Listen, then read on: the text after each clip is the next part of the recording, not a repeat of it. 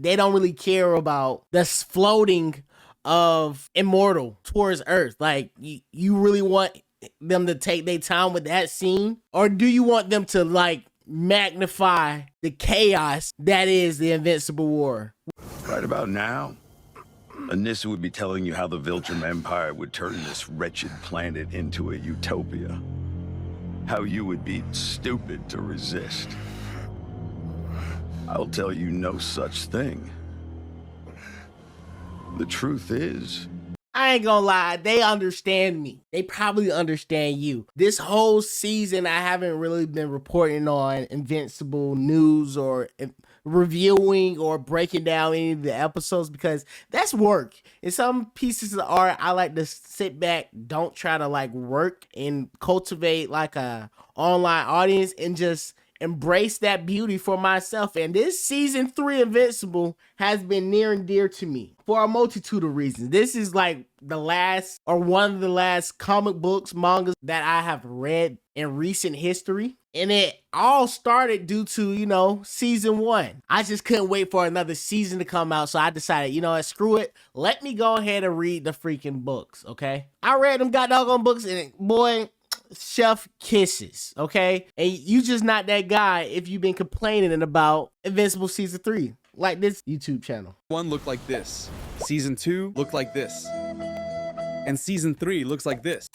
Somehow, the animation got worse with each season. There's less use of lighting and shadows, the backgrounds have fewer details, the character designs and expressions are simpler, and there are way more static scenes. In season 3, they even reused shots from season 2, thinking we wouldn't notice. But how is that even possible? How can the writing keep getting better while the animation gets worse?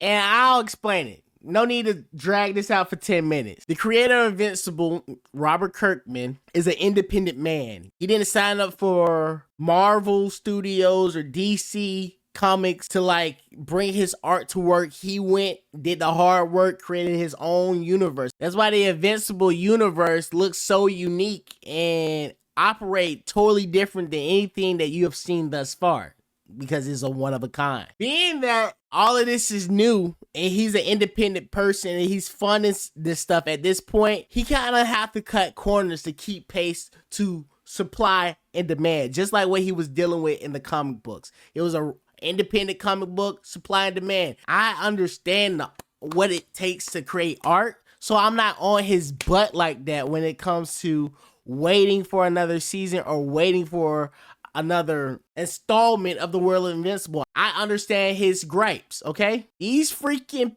online people who have been spoon-fed art through the forms of Marvel and DC expect the world out of everyone. There has been this cultivating culture online that wants to complain about, oh, Invincible is just giving out subpar content. And I don't think that's the case. I think the reason why is because, one, he highlighted there have been a change in production team. 3. Marge Dean, one of the executive producers, said that Invincible had only a quarter of the budget of The Boys. That show costs $11 million per episode, which is already on the low side for a top-tier series. I know it seems like a huge number to us regular folks making minimum wage, but keep in mind that those $2 million cover the total budget for each episode. That money isn't just for the animators. It also covers the writers, directors, composers, So, like, bro, I don't think he understands financially what it is. Rob Kirkman does not want to sell his art. He don't want to